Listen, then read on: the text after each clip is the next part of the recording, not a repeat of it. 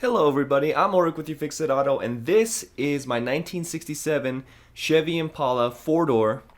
She's getting ready for an engine pull, so that way I can work on the engine. And while it's like this, I decided that I'm going to do some work in order to improve some parts about it, such as the brakes, which is why I'm making this video today. I purchased this kit on eBay. It's everything that I need for power brakes and for disc brakes. The first box includes the instructions, brake lines, and 2 brake rotors. The ones I chose were slotted and drilled, just like these. And the second box includes 3 other boxes.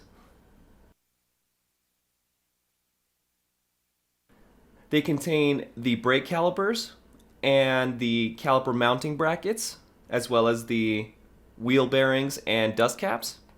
Sorting it out so that way it's just one per side. You can see the brake rotors, the brake calipers, the brake caliper mounting brackets, wheel bearings, dust caps, and all the mounting hardware. First impressions of this kit are good. Everything seems to be made of high quality, so let's get started.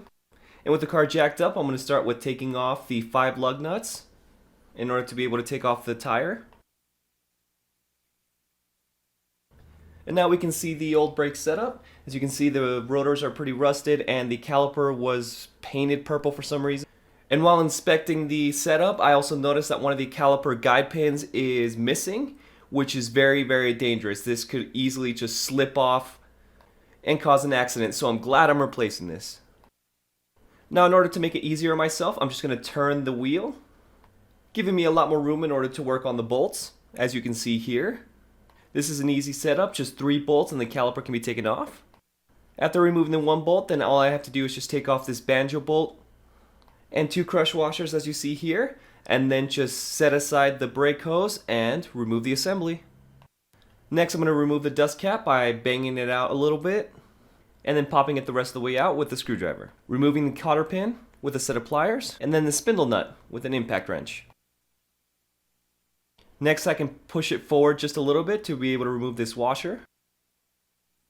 And then the outer wheel bearing. Then I can pull it out the rest of the way. Now it's great to see the spindle all greased up, but the surface behind it is pretty rusted. So with the wire brush, I'm going to just scrape off all the rust.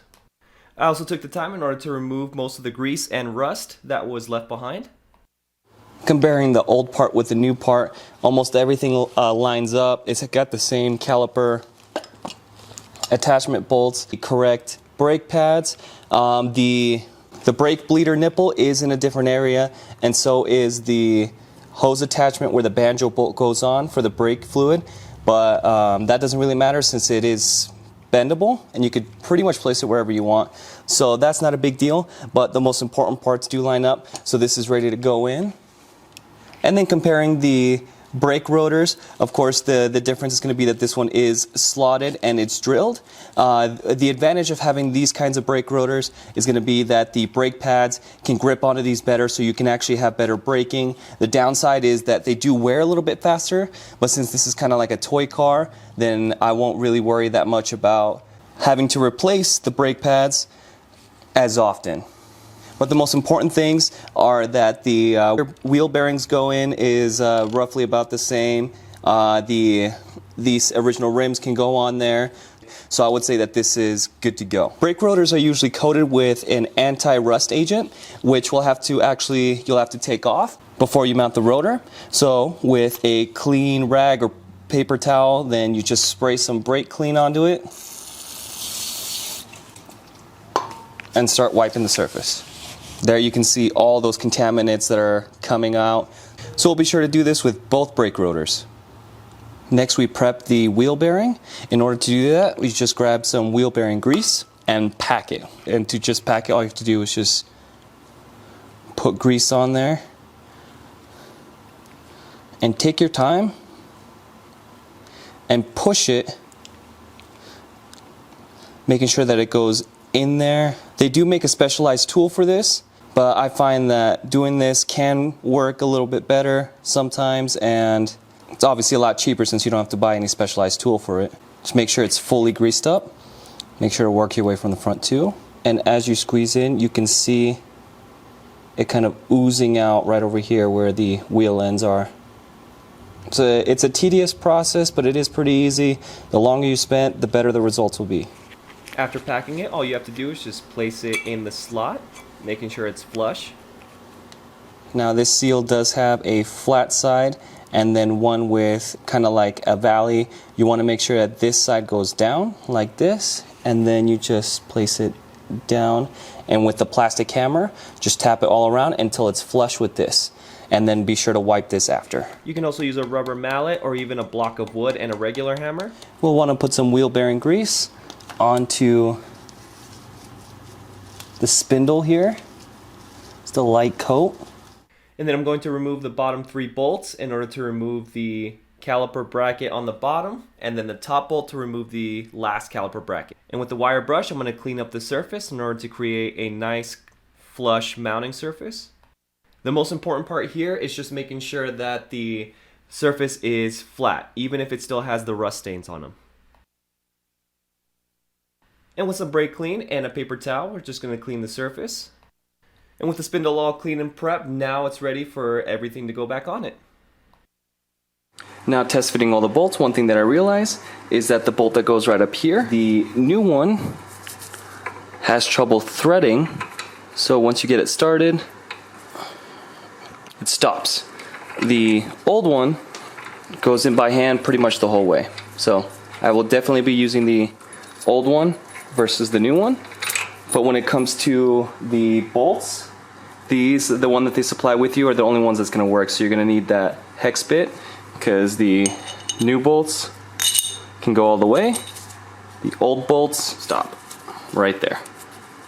So I don't know if I already had an aftermarket, but if you do have a stock one, then also watch out for that. So I'll be using the new bolts to mount these, and then the only old bolt that I'm going to have to reuse is this one. So making sure everything's aligned, I'm just going to put in the lower bracket in first with the 3 supplied bolts. Then attach the other bracket with the spacer, and then adding the nut to the back of each one of these.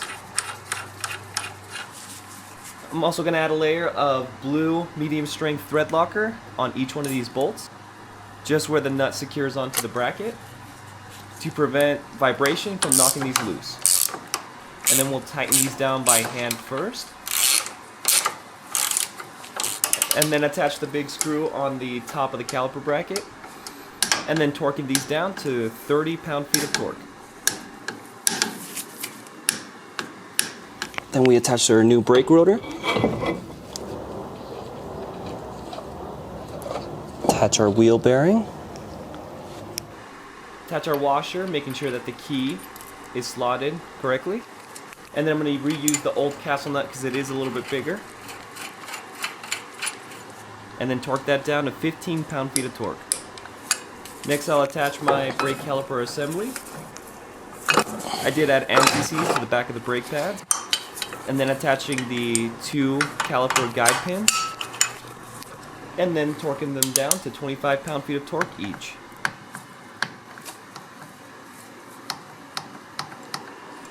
Next, I'll attach my cotter pin, and then bending the legs of it so it doesn't move. And I'll be reusing the old dust cap since the new one did not fit. If you notice on the brake line, there is kind of like a little divot right here, and then over here it's almost like completely flat. This is what's going to go against the brake caliper, and this is where the bolt's going to go on top. So as you can see, there's one crush washer there and another crush washer right there, and it just mounts like that. I'll just tighten it down until it's nice and snug, and then it's ready to go. Now the last step that I need to do is a brake fluid flush, but I'm going to wait until after I put in the new power booster. But that's it for now. Thank you guys so much for watching. If you liked the video, then please like, subscribe, and share. And let me know in the comments down below what you guys think and what you guys would like to see in the future. Thank you guys so much for watching.